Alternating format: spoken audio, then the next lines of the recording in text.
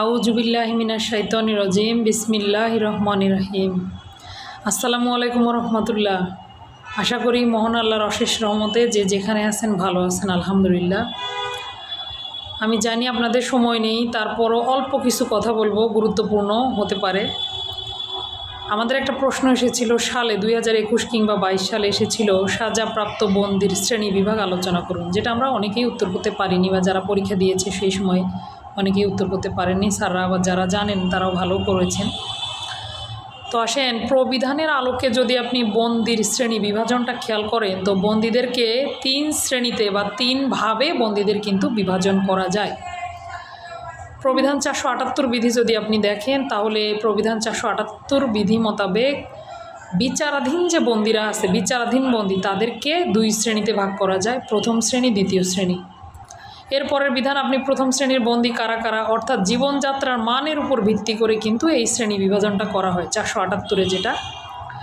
তো এই বন্দী আবার প্রথম শ্রেণীর বন্দীকে হাত করা লাগাতে পারবেন কি পারবেন না, দ্বিতীয় শ্রেণীর বন্দীকে হাত করা লাগানো যাবে কিনা, পরে এগুলো বলা আছে। তো বন্দির শ্রেণী বিভাগ হলো 2 প্রকারের 478 বিধি অনুযায়ী বিচারাধীন বন্দী।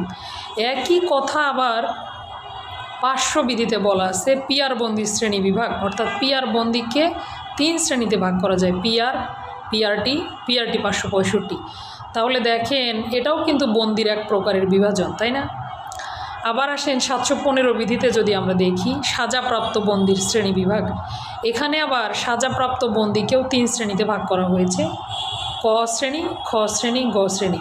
তো দেখেন, আপনি বন্দির শ্রেণী বিভাগেই যদি 3 রকমভাবে প্রবিধানে থাকে, আর আপনি যদি ভেবেই নেন যে আপনি যেটা পড়েছেন সেটাই এসেছে, তাহলে তো কী হবে বুঝতেই পারছেন। আমরা অনেক সময় বলি যে আমি তো ঠিকই লিখে আসলাম, তাহলে আমার খাতায় নম্বর এলো না কেন? তো এই কারণেই আসে না। আপনাকে যে কোনো প্রশ্ন পাওয়ার পরে আপনি ধরেই নিলেন যে আপনি যেটা ভাবছেন সেটাই, এমনটা নাও হতে পারে। এই জন্য প্রত্যেকটি বিষয়ের উপরে আপনার কী থাকতে হবে? সুস্পষ্ট ধারণা, সুস্পষ্ট জ্ঞান থাকতে হবে, যাতে করে আপনি এই বিষয়গুলো আলাদা করতে পারেন, পৃথক করতে পারেন। তা না হলে কী হবে, আপনি জেনে শুনেও জিনিসটা ভুল হয়ে যাবে। এই জন্যই বলবো, সবাই অবশ্যই লেখার ক্ষেত্রে বা এমসিকিউ দাগানোর ক্ষেত্রে যত্নশীল হবেন, প্রশ্ন বুঝে উত্তর দেবেন।